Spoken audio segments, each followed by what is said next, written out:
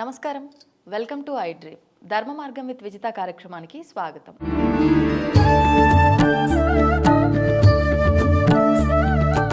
ప్రస్తుతం మనతో పాటు ఉన్నారు ప్రముఖ ఆధ్యాత్మికవేత్త శ్రీమతి రమాదేవి గారు. ఇప్పుడు అమ్మతో మాట్లాడి మరిన్ని విషయాలు తెలుసుకుందాం. నమస్కారం అమ్మా. నమస్తే అమ్మ, మనం కొన్ని నిత్యము ఆచరిస్తున్న విధానాల గురించి పెద్దవాళ్ళు చెప్తూ ఉంటారు. ఇలా చేయొద్దు, అలా చేయాలి, ఇది ఇలా ఉండాలి, ఇట్లా అని చెప్పి.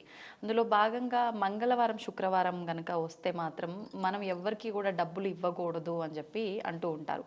అంటే ఎందుకని ఈ విధానం చెప్పడం జరిగింది? ఇది శాస్త్ర ప్రకారంగా ఉందా, లేదంటే వాళ్ళకు తోచిన విధంగా వాళ్ళు చెప్పారా? ఇది ఏ రకంగా తీసుకోవాలి? మనకి శాస్త్రంలో ఉన్నది, అలాగే కొంతమంది అనుభవాలు జోడించింది కూడా ఇది. కాకపోతే మూఢనమ్మకాలకి పోవద్దని చెప్తాను నేను. నమ్మాలి. మూఢనమ్మకాలకు వెళితే ఇక్కడ ప్రాణాలు పోయే అవకాశం కూడా ఉంటుంది. ఇప్పుడు మంగళవారం శుక్రవారం హార్ట్ అటాక్ వచ్చింది, హాస్పిటల్లో ఫీజు పే చేస్తేనే వాళ్ళు అడ్మిట్ చేసుకుంటారు. మంగళవారం శుక్రవారం అని ఊరుకుంటే నీ ప్రాణం పోద్ది కదా. అలా ఉండకూడదు. సమయం సందర్భాన్ని బట్టి వెళ్ళాలి. అనవసరంగా వెళ్ళి ఏదైనా కొనటం లాంటివి కానీ, మంగళవారం అయితే అప్పిస్తే అసలు తిరిగి రాదు. తిరిగి రాదు. ఇంకా చదివించినట్టు అనుకోవాలా? అంతే. అయితే అప్పు తీరిస్తే మాత్రం ఆ రోజు కనీసం 100 రూపాయలు జమ వేసినా కానీ అప్పు తీరిపోద్ది, తొందరగా తీరిపోద్ది. ఎందుకనమ్మా? ఆ రోజు కుజుడు ప్రధానంగా ఉంటాడు. మంగళవారం అనేది మారు కోరుతుంది కదా. మరి జమ వేసాం అప్పు అంటే అది మారు అవుతుంది. అప్పు చేసాం అప్పు అవుతూనే ఉంటది. అప్పు ఇచ్చాం అప్పు ఇచ్చినట్లే ఉంటుంది. పిచ్చి పనులు చేయొద్దు, మంచి పనులు ఏదైనా చెయ్యాలి. దాన ధర్మాలు చేస్తే చాలా మంచిది. ఎవరికైనా ఎమర్జెన్సీ ఆ రోజు ఆరోగ్యం బాగలేదు అంటే ఇవ్వవచ్చు. ఇవ్వకుండా ఉంటే వాళ్ళు ఇబ్బందులు పడే అవకాశం ఉంటుంది. కాబట్టి అలా ఇవ్వచ్చు. అంతేకాని మనం ఇప్పుడు సోషల్ మీడియా యాప్స్ ఎక్కువయ్యే కొద్దీ ఎక్కువగా కొంటూ ఉంటాం. ఈ కొనడాలు అనవసరమైనవి. అంటే ఇంట్లో ఒక 4 కబోర్డులు 5 కబోర్డుల బట్టలు ఉంటాయి, కానీ ఆఫర్ల పిచ్చి ఎంత ఉందంటే జనాలకి. ముందు అసలు ఈ స్మార్ట్ ఫోన్ తీసేస్తే అందరి దగ్గర డబ్బులు లక్షల కోట్లలో మిగులుతాయి. అలాంటివి శుక్రవారం మంగళవారం చేయొద్దు, అవసరం లేదు కదా. ఒక పెళ్లి పనులు మొదలు పెట్టడం కానీ మంగళవారం చేయరు, శుక్రవారం చేయవచ్చు. లక్ష్మిని ఆరాధిస్తాం కాబట్టి ఆ రోజు మనం మంచి పనులు ఏవైనా మొదలు పెట్టచ్చు. మంగళవారం కూడా మనం అనుకుంటాం కానీ చెయ్యకూడని పనులే అనుకుంటాం. చేయవలసినవి చాలా ఉంటాయి మంగళవారం. ఒక ఆఫీస్ ఏదైనా మీటింగ్ అరేంజ్ చేయాలి, ఏదైనా కొత్త ప్రాజెక్ట్ అంటే మంగళవారం చాలా మంచిది. ఎవరినైనా కలవాలి, మంచి వక్తలను లేకపోతే ఇంకేదైనా అంటే చాలా మంచిది. మంగళవారం మంచి చేస్తుంది. కాకపోతే మంగళవారం శుక్రవారం నూనెలు కొనరు, నూనెలు డబ్బులు పెట్టి కొనరు. అలాగే ఏదైనా పెళ్లి సంబంధమైన మాటలు మంగళవారం మాట్లాడరు, శుక్రవారం మాట్లాడవచ్చు. అది రాహుకాలం మినహాయింపుతో. మనకి ఉదయమే ఉంటది కదా రాహుకాలం, 10:30 నుంచి 12 వరకు. ఆ సమయం వదిలేసి యమగండాన్ని తీసేసి ఆ సమయంలో మాట్లాడుకోవచ్చు. మంగళవారం అయితే అస్సలు మాట్లాడకూడదు. మంగళవారం ఇటువంటి పనులు చేయకూడదు. పెళ్లికి సంబంధించిన ఏదైనా సంబంధం వస్తే మాట్లాడటం కానీ, పెళ్లి చూపులు చూపించడం అంటే మారు కోరుతుంది కదా. ఇంకంటే సంబంధం సెట్ అవ్వదు. మారు అంటే ఇంకా పెళ్లి సంబంధాలు చూపిస్తూనే ఉంటారు, అమ్మాయికి కానీ అబ్బాయికి కానీ. అలాంటివి వద్దు. జాతకాలు లాంటివి చూపించుకోవద్దు మంగళవారం. ఇలా ఉంటాయి. కానీ వీటికేం ఇప్పుడు మంగళవారం పండగ, మొన్న మనకు వైకుంఠ ఏకాదశి మంగళవారం వచ్చింది. మరి ఆ రోజున మనం అందరం స్వామివారిని దర్శించుకుంటాం, ఉత్తర ద్వార దర్శనం చేసుకుంటాం, స్వామివారి విష్ణు సహస్రనామాలు చదువుకుంటాం. పండగ పర్వదినాల్లో మనం దాన ధర్మాలు చేయాల్సి వస్తే చేయవచ్చు. పెద్దల తిథి రావచ్చు. తిథి అనేది ఒక్కో సంవత్సరం ఒక్కోలాగా వస్తుంది. పుట్టినరోజులు వస్తాయి. ఆ రోజున చాలామంది ఈ మధ్యకాలంలో అనాథాశ్రమాలు వృద్ధాశ్రమాలకు వెళ్ళి సర్వీస్ చేస్తూ ఉంటారు. అలాంటివి చేయవచ్చు. అలాంటివి కూడా మీరు డబ్బు ఇవ్వాల్సి వస్తే ముందు రోజు ఇచ్చేయండి, లేకపోతే మరుసటి రోజు ఇవ్వండి. ఇప్పుడు అలాంటివి మారు కోరిన మంచే కదా మనం దానం చేసేవి. ఒకవేళ ఆ రోజు ఇచ్చినా కూడా అవి మారు కోరినా కానీ దాన ధర్మాలు ఎక్కువగా ఎంత చేస్తే అంత మంచిది కదా మనకి. కాబట్టి దాన ధర్మాలకి అలా ఏమీ లేదు, మనం చేసుకోవచ్చు. పుట్టినరోజులు చేసుకోవచ్చు. చాలా వరకు మంగళవారం నూతన వస్త్రాలు కూడా ధరించొద్దు అంటారు. కొంతమందికి జాతక రీత్యా మంగళవారం మంచిదై ఉంటుంది, వాళ్ళు ఆ రోజు నూతన వస్త్రాలు ధరించవచ్చు, అనుకూలంగా ఉంటే. ఇది జాతక ప్రకారం ఉంటుంది కొన్ని. శుక్రవారం అనుకో చాలా మంది నూతన వస్త్రాలు ధరిస్తారు శుక్రవారం. ఎక్కువగా ప్రధానంగా కొన్ని ప్రాంతాలకు వెళ్తే ఎరుపుని ఎక్కువగా ధరిస్తారు శుక్రవారం. అమ్మవారికి ఎరుపు ఆకుపచ్చ ఇష్టం అని అలా ధరిస్తూ ఉంటారు. కాబట్టి వస్త్రాలు మంగళవారం కొత్తవి ధరించరు. పుట్టినరోజులు కానీ పెళ్లి రోజులు కానీ ఏదైనా ఇంట్లో శుభకార్యం ఏదన్నా మొదలు పెడితేనో నోములు లాంటివి అయితేనో నూతన వస్త్రాలు ధరిస్తారు, అలా ధరించవచ్చు. ఇప్పుడు మనకు శ్రావణ మాసంలో మంగళగౌరి నోములు ఉంటాయి. కొంతమంది 4 మంగళవారాలు కొత్తవి కడదాం, కొత్త పెళ్లి కూతురు కదా అని మొదటి సంవత్సరం అలా కట్టే వాళ్ళు ఉన్నారు. అలా కట్టుకోవచ్చు. మళ్ళా ఊరికే ఏ పని లేకుండా ఉంది కదా అని మాత్రం కట్టుకోవద్దు. జాతకరీత్యా కొంత నష్టం జరిగే అవకాశం ఇక్కడ ఉంటుంది మనకి. ఖచ్చితంగా ఇవన్నీ చూసుకోవాల్సిందే. ఈ మధ్య పండగ రోజు బట్టలు కాస్త పోయి ప్రతిరోజు పండగలాగా ఎప్పుడు కొనుకొచ్చి స్టాకులు పెడుతున్నాము. మీరు అన్నట్టు ఆఫర్లు ఇష్టం ఉన్నట్టుగా కట్టుకుంటాం. మనకి ఇంకా ఈ మధ్య కాలంలో ప్రపంచ దేశాలతో సన్నిహితం ఎక్కువై థ్యాంక్స్ గివింగ్లు ఎక్కువైపోయాయి. మనకి క్రిస్మస్ నుంచి సంక్రాంతి వరకు ఆఫర్లు నడుస్తూనే ఉంటాయి. అది దృష్టిలో పెట్టుకొని భారతదేశీయులు కూడా వస్త్రాల దగ్గర నుంచి ప్రతిదీ కూడా ఆఫర్లలో వేయటం మొదలు పెట్టారు, కొనటం. అలా అయిపోయింది. పూర్వకాలం ఎలా ఉండేది అంటే ఈ దసరాను ఉగాదు పెద్ద పండగలు, పుట్టినరోజులో పెళ్లి రోజులు వస్తే ఒక 4-5 కొనుక్కొచ్చుకునేవాళ్ళు. ఇప్పుడు అలా కాదు, ప్రతిరోజు 5-6 కొనేవాళ్ళు కూడా ఉన్నారు. నిజం. ఇలా మనం కొన్ని కొనకుండా కొంచెం ఎక్కువగా భగవంతుడి మీద మంగళవారం ఎక్కువగా సాధన మొదలు పెడితే చాలా మంచిది రోజు. ఇప్పుడు అమ్మ ఒక డౌట్, ఇందాక మీరు అన్నారు హాస్పిటల్లో పెట్టాల్సిన దగ్గర అలాంటి దగ్గర కూడా మంగళవారం అని మూర్ఖంగా ఉండొద్దు. ఏదైనా అనారోగ్యం వచ్చి ఆ రోజు హాస్పిటల్కి వెళ్ళాల్సిన పరిస్థితి ఉంటే, అంటే పెద్ద పెద్దవి ఇంకా హార్ట్ అటాక్స్ అలాంటివి అంటే తప్పదు, కానీ ఏదైనా జలుబులు జ్వరాలు ఇలాంటివి వచ్చిన పిల్లలను మనము వెళ్తూ ఉంటాం, వెళ్ళొచ్చా వెళ్ళొద్దా? అంటే ఒకసారి వెళ్తే మళ్ళీ వెళ్తామనా? ఇప్పుడు ఇది మంచి క్వశ్చన్ మీరు అడిగారు. ఇప్పుడు జలుబు వస్తుంది, కొంతమందికి ఎక్కువైపోయి ఊపిరాడదు, చంటి బిడ్డలు అయితే ఇంకా అసలు ఏడ్ చేస్తారు. వెళ్ళాలి ఆ రోజు. ఏది జనరల్ చెకప్ ఏదో 6 నెలకోసారో చేయించుకునే వాటికి డాక్టర్ని కలుద్దాము, ఏ కాలు నొప్పు అంటే ఒక్కరోజు పోస్ట్పోన్ చేసుకుంటే మంచిది. అట్లాంటివి ఎమర్జెన్సీలు వెళ్ళాలి. అదే నేను చెప్పాను, డబ్బులు కూడా పెట్టాలి ఆ రోజు. మామూలుగా అయితే మంగళవారం డబ్బులు శుక్రవారం తీయొద్దంటారు కదా. అనారోగ్య సమస్యలు వచ్చినప్పుడు ఇవ్వాల్సిందే, హాస్పిటల్కి వెళ్ళాల్సిందే. మారు కోరుతుంది అని ఆ రోజు వెళ్ళకపోతే చచ్చిపోయాక ఇంకేమీ ఉండదు. అలా అని కాదు, వెళ్ళొచ్చు. ఇప్పుడు చంటి బిడ్డలు ఉంటారు, ఇప్పుడు మనకి మరీ చలి ఎక్కువగా ఉంది, వాళ్ళకేంది జలుబు అవ్వచ్చు, బాగా హై ఫీవర్, నిద్రలో తెల్లవారు లేచే వరకు కాలిపోతూ ఉంటుంది, పిల్లలు మన స్మృతిలో ఉండరు. అలాంటి వాళ్ళని హాస్పిటల్కి తీసుకెళ్ళాలి, తప్పదు. జనరల్గా అంటే 6 నెలలైంది వెళ్దాం ఒకసారి, ఈరోజు చెకప్లు చేయించుకుందాం, ఈరోజు బ్లడ్ టెస్ట్లు, ఇట్లాంటివి కొంచెం పోస్ట్పోన్ చేయండి. అవసరం లేదు, సోమవారం చేసుకోవచ్చు, లేకపోతే బుధవారం అయినా చేయించుకోవచ్చు కదా. అది ఇక్కడ మనం చూసుకోవాలి. చాలా వరకు ఈ ప్రయాణాలు కూడా ఎక్కువగా మంగళవారం చెయ్యరు. ఎవరైనా వెళ్ళిపోయినప్పుడు ఖచ్చితంగా పోయిన వారు మళ్ళీ కనిపించరు అని చెప్పి వెళ్తాం ఖచ్చితంగా. మరి ఈ రోజు మంగళవారం ఉంది కదా నేను వెళ్ళను అనడానికి ఏమైనా? లేదు. కొన్నిటికి ఇప్పుడు ఫారిన్ కంట్రీస్కి వెళ్తారు, వాళ్ళకి ఫ్లైట్ ఏ రోజు ఫ్రీగా ఉండి సీట్లు ఉంటే ఆ రోజు వెళ్ళాలి, తప్పదు. నేనేది సమయం సందర్భం ఇక్కడ చనిపోయారు వెళ్ళాలి. అయితే తిథులు కర్మలు మంగళవారాలు చేయరు కాబట్టి మనకు సమస్య ఉండదు. 15-16 రోజులు మంగళవారం వస్తే చెయ్యరు కూడా వాళ్ళు కూడా, కాబట్టి వెళ్ళం. ప్రయాణాలు అయితే మంగళవారం చెయ్యొద్దంటారు, ఎందుకంటే నేనే అనుభవిస్తున్నాను. ఓ సంవత్సరంన్నర క్రితము అనుకోకుండా మంగళవారం ఎందుకో ప్రయాణం చేశాము, నెలకు ఒకసారి తిరుగుతూనే ఉన్నానన్నమాట. అదే రీజన్ ఏదైనా కానీ, ఓ శుభకార్యం అవ్వచ్చు, పండగ అవ్వచ్చు, గృహప్రవేశం అవ్వచ్చు, ఏదన్నా కానీ. ఇది ఎంతవరకు ఉంటుందమ్మా? సంవత్సరంన్నర నుంచి జరుగుతుంది. ఒక్క నెల కూడా నేను కరెక్ట్గా హైదరాబాద్లో లేను. ఇంకే ఏం చేశా అంటే, ఒక మంగళవారం ఊరికి వెళ్ళా, ఆ రోజు రాత్రి తిరిగి మళ్ళా మా ఊరికి వచ్చేసాను అనమాట. అంటే అలా చెయ్యాలి. రిటర్న్ మన స్థావరానికి రావడం అదే రోజు ఎప్పుడైనా కానీ, అదే మంగళవారం మళ్ళీ వెనక్కి వచ్చాము అంటే అక్కడితో అక్కడ బ్రేక్ పడుతుంది అనమాట. అలా చేయాలి. ఇలా ఉంటాయి మంగళవారాలు. ఏదో వెళ్తున్నాం ఊరికి, ఎప్పుడో ఒక 2 రోజులు ఆగాక పెళ్ళిళ్ళు ఉన్నాయి, ఫంక్షన్లు ఉన్నాయి, మంగళవారం బయలుదేరకూడదు, ఓ రోజు ముందన్న బయలుదేరాలి. చేసిన తప్ప అక్కడ. అందుకే అనుభవంతో చెప్తున్నాం అనమాట ఇవన్నీ కూడా. నిజంగా అనుభవాలు చాలా బాగుంటాయి, అనుభవించే వాళ్ళకి ఇబ్బంది తెలుసు కాబట్టి కరెక్ట్ గా వెళ్తుంది మెసేజ్ పక్క వాళ్ళకి. ఏముంది, బ్యాగ్ తీసి సర్ది ఊరెళ్ళేసి మళ్ళీ అక్కడ సర్ది మళ్ళీ ఇక్కడికి తెచ్చి ఈ తిరుగుళ్ళలో ఆరోగ్యం బాగా దెబ్బతింటది, అనారోగ్య సమస్యలు బాగా వస్తాయి. వాతావరణం మారుతుంది, నీరు మారుతుంది. వాతావరణం అంటే హైదరాబాద్కి వస్తే పొల్యూషన్, అక్కడేమో పొల్యూషన్ ఉండదు ఊళ్ళల్లో.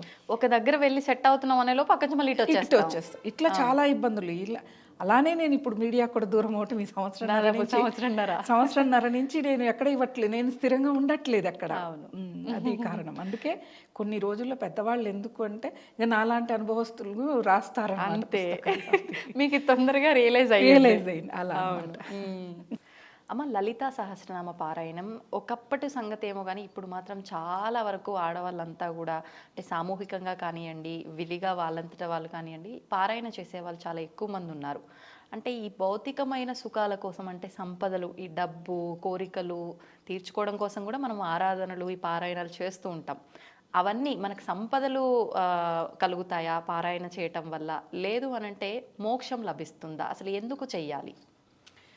మనము ఏ భక్తితో మనం ఆలయాలకు వెళ్ళట్లేదు ఇప్పుడు 99%. అవునమ్మా, భక్తితో ఆరాధనలు చేయట్లేదు, భక్తితో ఉపవాసాలు చేయట్లేదు. నిజం. కోరికతోనే ఎక్కువగా. కలియుగం అంటేనే కోరికలమయం అని అర్థం, పేరులోనే ఉంది కా అనేది. అవును. అలా ప్రతిదీ అంటే సంతృప్తి లేని జీవితంతో ప్రతి మానవుడు జీవిస్తాడు ఈ యుగంలో. కాబట్టి ఎవరైతే చెప్తే ఎవరైనా లలితా సహస్రనామాలు చదువుతూ వాళ్ళు ఒక మంచి స్థాయికి వెళ్ళారు అంటే మనం కూడా చేద్దాము. అవును. ఇక్కడ లలితా సహస్రనామం చేస్తే తప్పక మన కోరిక నెరవేరుతుంది. అమ్మ పట్టుకొని లాగుతుంది. అమ్మ లాగడం మొదలు పెడితే దాన్ని ఆపడం ఎవరి సాధ్యమో కాదు. కాకపోతే కొన్ని నియమాలతో చేయాలి. కోరికల పరంపరని తగ్గించాలి. ఇప్పుడు మన పూర్వజన్మ కర్మానుసారం కూడా మన కోరిక తొందరగా నెరవేరుతుందా లేదా, చదివే విధానం అంటే అర్హతలు ఖచ్చితంగా ఉండాలి. ఖచ్చితంగా అర్హత. ఇప్పుడు మీరు ఒక డాక్టర్ అవ్వాలి, మీరు ఎంసెట్ రాయాలి, ఇంటర్ అయిపోయాక మళ్ళీ దానికి కావాల్సిందంతా ప్రిపేర్ అయ్యి ఆ ఎంట్రన్స్లో మీరు ఉత్తీర్ణులు అవుతేనే మీకు అర్హత వస్తుంది డాక్టర్.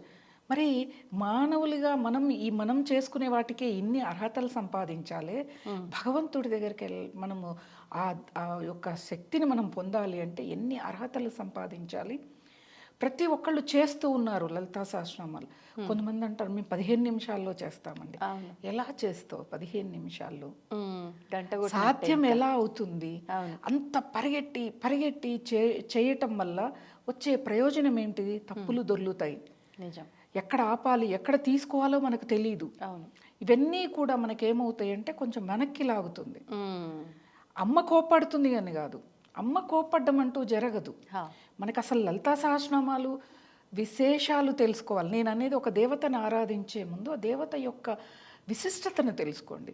లలితా సహస్రనామం ఎలా ఉద్భవించాయి, అది మనకి ఎలా అందించబడింది, ఎవరు అందించారు, ఇవన్నీ కూడా తెలుసుకొని భక్తితో అమ్మని మనం ఏ కోరిక కోరక్కర్లేదు. లలితా సహస్రనామం కోరిక లేకుండా చదివితే మనకు తెలియకుండా అమ్మ మన కోరికల్ని తీర్చేస్తుంది. అటువంటి గొప్ప సహస్రనామం ఇది. మనుషులందరూ తరించడం కోసం వసిన్యాది వాగ్దేవతల ద్వారా మనకి అందిస్తే హయగ్రీవుల వారు మనకు అందించారు. అంత సులభం కాదు కదా అది. అటువంటి లలితా సహస్రనామాలని ఈ రోజున మంచిదే. అది భక్తి అనేది ఒకందుకు మంచిదే. ఆన్లైన్లో క్లాసుల ద్వారా చెప్తున్నారు, ఆఫ్లైన్లో చెప్తున్నారు, గుళ్ళల్లో సామూహికంగా పారాయణాలు చేస్తున్నారు, అపార్ట్మెంట్లలో కూడా శుక్రవారం కూడా చేయటం ఒక మంచి మార్పు ఆధ్యాత్మికం వైపుకి నడుపుతూ ఉంది. ఇది బాగానే ఉంది. కానీ అలా ఎక్కడ పడితే అక్కడ చేయకూడదు. ఎక్కడ పడితే అలా చేయకూడదు. తొందరగా మేము 15 నిమిషాల్లో చదివేస్తామని నాతో చాలా మంది అంటారు. సరే, శ్రీమాత్రే నమః, ఇంకంతకంటే ఏమీ లేదు, ఏం చెప్పకూడదు కూడా. ఎవరి ఇది ఎలా ఉంటుందో అలా. కాకపోతే ఈ లలితా సహస్రనామం లలితాదేవిని అడ్డు పెట్టుకొని అబద్ధాలు ఆడేవాళ్ళు, అన్యాయం చేసేవాళ్ళు ఎక్కువైపోయారు. అబద్ధాలు చెప్తూ ఉంటారు, అక్కడ మోసం చేయటానికి ఇచ్చేస్తారు, మాకు లలితం ముందు చూసుకుంటుంది. అవతల వాళ్ళ దృష్టి ఏమవుతుంది, అరే ఇంత అన్యాయం ఇంత నీచం చేసేవాడికి లలితమ్మ సహాయం చేస్తుందా అంటే అమ్మవారికి కూడా మీ ద్వారా చెడ్డ పేరు వస్తుంది. ఇది నేను గమనించిన విషయం. అది తప్పు. అనేది భక్తి అనేది నేను ఎప్పుడు చెప్పినా కూడా, నిద్రలో లేపి చెప్పినా కూడా, భక్తి అనేది ధర్మంతో కూడుకుంది, న్యాయంతో కూడుకుంది, కొన్ని మనం నియమాలతో కూడుకుంది భక్తి అనేది. లలితా సహస్రనామం కూడా మనము చాలామంది ఏం చేస్తారంటే మాకు షుగర్ ఉందండి తినేసి గుడికి వెళ్ళి చదువుకుంటాం. బాగానే ఉంది, గుడికి వెళ్తావు చదువుకుంటావు, అక్కడికి వెళ్ళగానే తమోగుణం ఆవరించి నిద్ర వస్తుంది కదా మీకు. ఎంత తినాలి అంటే పళ్ళు పాలు స్వీకరించి చేస్తే అది భక్తి కిందికి. ఆకలి తెలియకుండా ఉండాలి అంతే.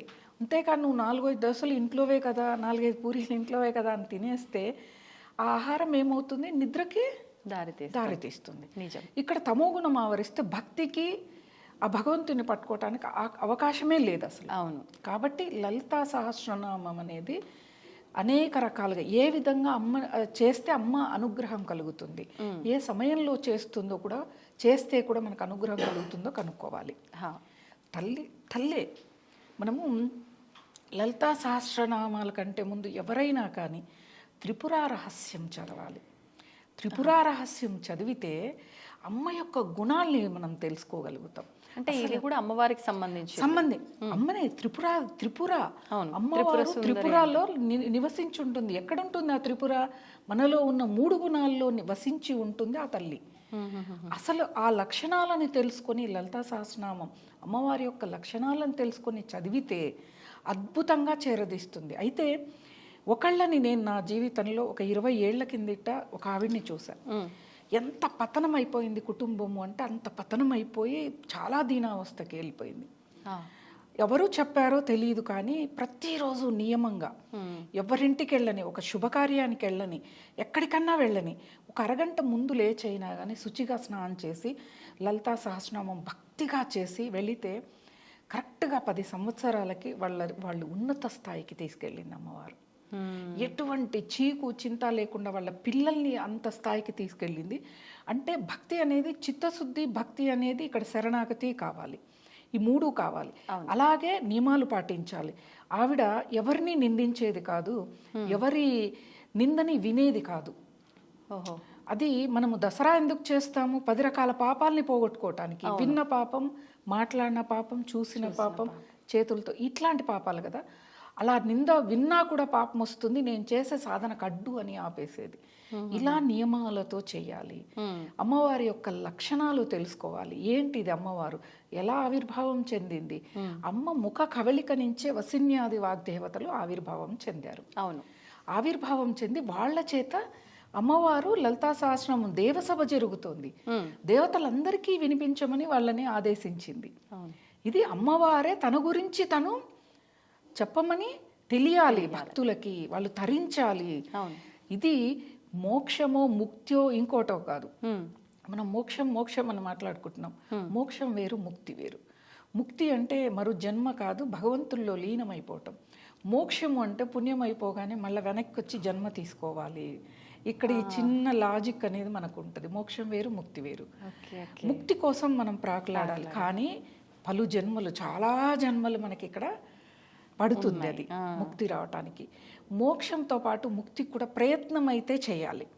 ప్రయత్నం చేస్తూ సంసారంలో ఉంటూ సన్యసించటం ఇక్కడ అర్థం అవ్వకపోవచ్చు పదం. సంసారంలో ఉంటూ సన్యసించడం ఏంటిది అంటే, ఇప్పుడు మీరు చేస్తున్న ఉద్యోగం లాంటిది. ఈ గడప దాడితే అయిపోయి మీరు గృహిణి. అలా ఇంట్లో కూడా నా బాధ్యత ఏంటిది? వంట చేసి పెట్టడం, ఇంటిని శుభ్రంగా ఉంచటం, అతిథులు వస్తే సత్కరించడం, కుటుంబ సభ్యులు బంధువులు వస్తే వాళ్ళను ఆదరించటం. ఇది నా డ్యూటీగా చేయాలి. కానీ దానిలో లీనమైపోయి ఏది జరిగినా భయపడడం, ఏడవటం, కోరికల్ని ఎక్కువగా పెంచుకోవటం, ఇవి చేయకుండా ఉంటూ భగవంతుడి ఆరాధనకి ఎక్కువగా సమయాన్ని కేటాయిస్తే దాన్ని సంసారంలో ఉంటూ సన్యసించడం అంటారు. బంధాలతో బాధ్యతగా ఉండాలి కానీ ఎమోషన్స్ తో ఉండొద్దు అని వెళ్ళిపోకూడదు. ఎమోషన్స్కి ఎక్కువగా చాలా మంది మా కుటుంబంలోనే అంటారు, చాలా గట్టిది, ఏడవదు అని. ఎందుకు? నేను ఏడిస్తే పని అవుద్దంటే ఏడుస్తాను, ఖచ్చితంగా ఏడుస్తాను. నేను అదే చెప్తాను ఎవరికైనా. నేను బాధపడి దుఃఖపడి అన్నం మానేసి ఓ మంచానికి అతుక్కుపోయి ఓ రూమ్కి పరిమితం అయితే కష్టమో, వచ్చి చనిపోయిన వాళ్ళు లేసి వస్తారు అంటే ఖచ్చితంగా నేను అలానే చేస్తాను. జరగని పనుల కోసం ఎందుకు మనం అంతా తాపత్రయపడాలి? ప్రతి దానికి తాపత్రయపడ్డం, కోరిక నెరవేరలేదని బాధపడిపోతాం. ఎంతవరకు దీనికి ఒక పులి స్టాప్ పెట్టి జీవించటమే సన్యాసం. సంసారంలో ఉంటూ కూడా సన్యాసించటం. ఈ జన్మ కాకపోయినా మరు జన్మకైనా సన్యాస జీవితం లభించవచ్చు. ఇది ముక్తికి కారణమయ్యేవన్నీ ఇలా ఉంటాయి అన్నమాట. అలా లలితా పరమేశ్వరిని 41 రోజులు తెల్లవారుజామున బ్రహ్మీకాల ముహూర్తంలో శుచిగా, మళ్ళా నేను చెప్పాని బయట ముగ్గులు, గడపలకు పూజలు, ఎందుకంటే సొసైటీ మనకు సమాజం బాగాలేదు. అవునవును. ఒక చెవి కమ్మలు, దిద్దులు, బంగారు దొరికిన చంపేసి తీసుకుపోయే సమాజంలో ఉన్నాం. కాబట్టి రాత్రే బయట ముగ్గులు వేసుకోవటాలు, గడపలు పూజించుకోవడాలు చేసుకొని అవును. తెల్లవారుజామున 3కు లేచి ఇల్లంతా చేయాలా, మాకు పని 8కో 9కో వస్తానకండి. మీరు పూజ చేసే ప్రదేశం వరకు శుభ్రం చేసుకొని శుచిగా, లలితా పరమేశ్వరి ఫోటో లేదు అని ఇంకో ఫోటో తెచ్చి ఇరుకిరుకు పూజా మందిరాలు పెట్టుకోకుండా మీ వెంకటేశ్వర స్వామి యొక్క వక్షస్థలంలో ఉన్న లక్ష్మినే మీరు లలితగా భావించి, అమ్మవారినిగానే భావించి దీపారాధన రోజు ఎలా చేస్తారో అలాగే దీపారాధన మొదలుపెట్టిన రోజున అమ్మవారికి పాయసాన్నం ప్రసాదంగా పెట్టి మన సంకల్పం కోరికలతో చేస్తాం కాబట్టి, ఇది మండల దీక్ష అంటే కోరికతో చేసేది కాబట్టి కోరికని చెప్పుకోవటం, అమ్మవారికి నా కోరిక తీర్చమనటం. ప్రతిరోజు నిత్యం మనం కొన్ని శ్లోకాలు చదువుకుంటాం, కొంత జపం చేస్తాం కదా, అది తప్పకుండా ముందే చేయాలి. నిత్యం చేసేవి ముందే చేసేసేయాలి. ఎప్పుడైనా మన పండగ రోజుల్లో కూడా పండగ చేస్తాము, ప్రత్యేకమైన నోములు నోస్తాం, కానీ ప్రతిరోజు చేసే సాధనని మర్చిపోకూడదు. ముందుగా అది జరగాలి, తర్వాత ఇది జరగాలి. అప్పుడే దీనికి ఫలితం వస్తుంది. గురువుని స్మరించుకోవాలి, తల్లిదండ్రుల్ని, కులదేవతని, ఇంటి దేవతని, గ్రామ దేవతని, వీళ్ళందరినీ స్మరించుకున్న తర్వాత గణపతిని ఆరాధించాలి. అదే అంగన్యాస పూజ ఉంటుంది, అది చేసుకుని లలితా సహస్రనామం భక్తి శ్రద్ధలతో అమ్మవారికి మధ్యలో తెల్లవారుజామున కదా ఆవలింతలు, తుమ్ములు ఇలాంటివి వస్తాయి. అప్పుడు ఏం చెయ్యాలి అంటే ఏమీ చెయ్యక్కర్లేదు, మీరు ఉన్న చోటనే మనం ఆవలిస్తే దేవుడి మీదకి వాయువు వెళ్ళేలా కాకుండా పక్కకు తిరగటం, తుమ్మిన పక్కకు తిరిగి తుమ్మటం కానీ ఏవైనా వస్తాయి మనకి. అలాంటప్పుడు కుడి చేతిని, ఈ కుడి చెవిని ఇలా పట్టుకుంటే ఇక్కడ గంగాదేవి నివసించి ఉంటుంది కుడి చెవిలో. కాబట్టి ఆ దోషం, మనం ఆవలించిన దోషం కానీ, దగ్గిన దోషం కానీ, తుమ్మిన దోషం కానీ, ఇంకేదైనా వాయువు ఎక్కడి నుంచైనా వెళ్తుంది, అటువంటి దోషాలని మనం నిర్మూలించుకోగలుగుతాము. తెల్లవారుజాము కాబట్టి ఎక్కువగా జరుగుతాయి ఇవి. కాబట్టి ప్రార్థన చేసి ముందుగా ప్రతి ఒక్కళ్ళు కూడా ఇది ఎవరైనా గురువు ద్వారా విని నేర్చుకుంటే మంచిది. ఎక్కడ దోషాలు లేకుండా ఎక్కడ ఆపాలో, ఎక్కడ తీసుకోవాలో తెలుసుకుని. ఆన్లైన్లో కూడా వినొచ్చామా? వినొచ్చు. లేదా మన ఫోన్లలో అందరికీ స్మార్ట్ ఫోన్లు ఉన్నాయి, యూట్యూబ్లోకి వెళ్ళి లలితా సహస్రనామం అంటే చక్కగా వస్తుంది. కళ్ళు మూసుకొని మొదటగా వినండి లలితా సహస్రనామాన్ని. ప్రతి అక్షరం, మన ఆలోచన ఎక్కడికో వెళ్ళిపోకూడదు. తెల్లవారుతుందేమో, పనాం వస్తుందేమో, టిఫిన్ చేయాలో, ఇవి కాదు. అది లలితా సహస్రనామాన్ని వినాలి. రెండవ రోజు పుస్తకం ముందు పెట్టుకొని ప్లే అవుతూ ఉంటే ఎక్కడ ఆపారు, ఎక్కడ తీసుకున్నారు అనేది నేర్చుకోవాలి. అలా నిదానంగా నేర్చుకుంటూ 41 రోజు వరకు కూడా ప్రతిరోజు మన సమస్యని అమ్మవారికి చెప్పాలి. విశ్వజనని అమ్మ, విశ్వాన్ని సృష్టించడానికి కారణమే అమ్మ, బ్రహ్మకి ప్రేరేపించింది తల్లే. కాబట్టి అటువంటి తల్లి ఆ సమయం అనేది తప్పకుండా ఈ సమయం అనేది లలితాదేవికే మనం కేటాయించి ఈ విధంగా చేస్తూ 41 రోజున ఈ లోపే మీ యొక్క కోరికలు నెరవేరిపోతాయి. తప్పకుండా ఈ 41 days ఖచ్చితంగా నెరవేరుతాయి. కానీ ఎంత భక్తి శ్రద్ధలు నేను అందుకే చెప్తున్నా, నియమాలు అనేవి ఉంటాయి. ఎవరి గురించి చెడు మాట్లాడకూడదు, మోసపూరితంగా ఉండకూడదు, హింసించకూడదు, ఎవరి జోలికి వెళ్ళకూడదు, ఎవరి గురించి చెడుగా వినకూడదు, మాట్లాడొద్దు. ఈ నియమాలతో ఇప్పుడు మనం ఆరోగ్యం బాగలేదు అంటే ఎన్ని జాగ్రత్తలు, పథ్యం ఉంటాం, ఇది తినొద్దు, అది ఎలా ఉంటామో ఒక పూజకి కూడా భక్తి కూడా అంతే అవసరం. ఆ భక్తిలో భాగమే నియమాలు, ఆహార నియమాలు. మాంసాహారాన్ని ముట్టొద్దు, తామసిక ఆహారం, అతి కారం, అతి ఉప్పు, అతి పులుపు, అతి మసాలాలు, వీటిని తామసిక ఆహారం అంటారు. భగవంతుని చేరాలి అంటే తామసిక ఆహారాన్ని పక్కకు పెట్టాలి. ఇంకా వీలైతే ఇంకా మీకు అష్ట కష్టాలు, అష్ట దరిద్రాలు ఉంటాయి, వాళ్ళు ఇంకా భూషయనం, ఏకభుక్తం ఇలా చేస్తే తప్పకుండా నెరవేరుతుంది. నమ్మకాన్ని కోల్పోకూడదు. ఒకవేళ నెరవేరకపోయిన అమ్మ పరీక్ష పెడుతుంది, వీళ్ళు నన్ను భక్తిగా చూస్తారా లేదా అని ఆమె మనల్ని వరం ఇవ్వకుండా చూస్తూ ఉంటుంది అన్నమాట. మనం అంతే భక్తితో ఉండాలి. అప్పుడు ఆవిడ మనకున్న కష్టాన్ని ఒక 10 ఏళ్లలో తీరిపోయేది, ఒక సంవత్సరంలో తీరిపోయేలాగా అంటే కొండంత ఉండేది గోరంతతో పోతుంది అన్నమాట. ఇక్కడే చాలా మంది ఓపిక నశించి ఏకంగా దూషిస్తూ ఉంటారు దేవతల్ని. అసలు మనకి పరశురాముడి కథ వింటే, పరశురాముడు గొప్ప తపస్వి, ఆయన అన్నీ అయిపోయి ఉంటాయి. శ్రీరామచంద్రుడు శివధనస్సు ఎత్తగానే వచ్చేస్తాడు తపస్సు నుంచి వచ్చి, ఆయన ఈయనని సంహరించడానికి విల్లు సంధిస్తే అప్పుడు రాముల వారు ఆయన తీసుకుంటారు. ఆ విల్లుని తీసుకుని ఆ తీసుకునే క్షణములో ఆయన తపస్సు చేస్తున్న ఆయనలో అహంకారం ఉంది, ఓర్పు లేదు, అవన్నీ లేవు. ఆయనలో ఉన్న 2 కళలు అంటే క్షత్రియ కళ, దైవ కళ, విష్ణు కళ, ఆ రెండింటినీ కూడా రాముల వారు తీసుకుంటారు పరశురాముడి దగ్గర నుంచి. అప్పుడు ఆయన పూర్తి సంపూర్ణ యోగిగా మారిపోతాడు. అక్కడ త్రిపుర రహస్యంలో ఏమని చెప్పబడింది అంటే మనము తపస్సు చేయాలన్నా, ఒక భగవంతుని పట్టుకోవాలన్నా ఓర్పు, సహనం అంతవరకు ఆయనలో లేవు. ఓర్పు, సహనం అవి తపస్సు చేస్తున్న భూభాగం మొత్తము కూడా ఆయన పరిపాలించేవాడు. అది కూడా మొత్తం దానం ఇచ్చేశాడు, హోతలకి అందరికి ఇచ్చేశాడు. ఇచ్చేసిన తర్వాత ఏదో అగస్త్యుని కాస్త స్థలం తీసుకుని తపస్సు చేస్తున్నాడు. అది కూడా వదిలేశాడు ఈ శ్రీరామచంద్రుడి దర్శనం అయిపోయిన తర్వాత. మరి దశావతారాల్లో పరశురాముడు కూడా ఒక అవతారమైనా కానీ ఆయనలో కూడా కొన్ని అంశాలు, అంటే క్షత్రియుడు కదా, క్షత్రియ వంశంలో పుట్టాడు కాబట్టి ఆ లక్షణాలు ఉన్నాయి కాబట్టి ఆయనకి క్షత్రియ వంశంలో పుట్టలేదు, ఋషి యొక్క వంశంలోనే పుట్టాడు. కాకపోతే తన అమ్మమ్మ గారు చేసిన పనికి అంటే పాయసాన్న కుండలు మారటం వల్ల ఈయన ముని వంశంలో పుట్టాల్సింది, రుచీకుడి ఇంట్లో పుట్టాల్సింది ఇక్కడ పుట్టాడు, ఇక్కడ ఆయన పుట్టాడు అక్కడ. అందుకు అది ఒక వంశము, ఒక తరము పోస్ట్పోన్ చేశారు. జమదగ్ని పుడతాడు, ఆయన ఋషి, ఆ రేణుకాదేవిని పెళ్లి చేసుకుంటాడు. వాళ్ళకు తర్వాత క్షత్రియ అంశం అంటే అది ఆయన ఇచ్చింది తారుమారు అయింది కాబట్టి చాలా బాధపడిపోతాడు ఆయన. భృగువంశం భార్గవరాముడు ఆయన. అలా భక్తి అనేది మనలో ఈ అరిషడ్ వర్గాల్ని కూడా తగ్గించుకోవటం పెద్ద పనేం కాదు. సాధన చేయు సమకూరు ధర్యలోన అని చెప్తారు. మనకి ఇంకా వేమన శతకంలో కూడా చెప్తారు, చిత్తశుద్ధి లేని శివ పూజనేలా, భాండ శుద్ధి లేని ఆహారమేలా అని చెప్తారు. ఇవన్నీ ఊరికే రాలేదమ్మా, మనం అనుసరించటానికి, ఆచరించటానికే ఇంతమంది ద్వారా మనకి ఇన్ని రకాలుగా అందిస్తే కూడా మనం వాటిని పట్టుకోలేకపోతున్నాం. కాబట్టి వీటినన్నిటినీ పట్టుకోవాలి. ఆ లలితా సహస్రనామం వాళ్ళ ఇంట్లో పారాయణం చేస్తున్నారంట, వాళ్ళు ఏవో తాంబూలాలు పుచ్చుకోమన్నారని తాంబూలం కోసం వెళితే లలితాదేవి ఎక్కడ అనుగ్రహిస్తుంది? నువ్వు లలితాదేవి కోసం వెళ్ళు. అబ్బా అమ్మవారి పారాయణం ఉందా, చదవగలుగుతాం. అమ్మ మీద ప్రేమ అనేది ఉండాలి. అప్పుడు మనం ఇంత చూపిస్తాం, కొండంత చూపిస్తుంది మన మీద, అంత అనుగ్రహాన్ని ఇస్తుంది. చదవాలి. భగవంతుడు కూడా ఒక ట్రెండ్ని తీసుకొచ్చింది సమాజం.